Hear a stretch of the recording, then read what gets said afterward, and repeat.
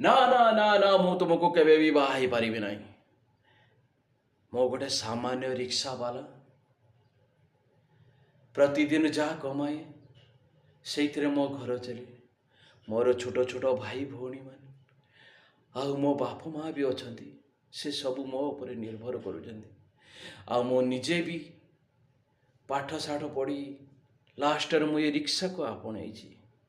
ହଁ ମୁଁ ଜାଣିଛି ସେଦିନ କଥା ଦେଇଥିଲି କଲେଜରେ ତମର ସହିତ ପ୍ରଥମେ ଭଲ ପାଇବାରେ, କିନ୍ତୁ ମୁଁ ସେତେବେଳେ ଜାଣିନଥିଲି ତମେ ସବୁଠାରୁ ବଡ଼ ଶିଳ୍ପପତିର ଏକମାତ୍ର ଝିଅ ବୋଲି। ଆଉ ମୁଁ ସେଦିନ ଯଦି ଜାଣିଥାନ୍ତି ତମେ ଶିଳ୍ପପତିର ଏକମାତ୍ର ଝିଅ, ମୁଁ ତମକୁ କେବେ ବି ଭଲ ପାଇନଥାନ୍ତି କି କଥା ବି ଦେଇନଥାନ୍ତି, କାରଣ ମୁଁ ଗୋଟେ ସାମାନ୍ୟ ଅଟୋ ରିକ୍ସା ବାଲା।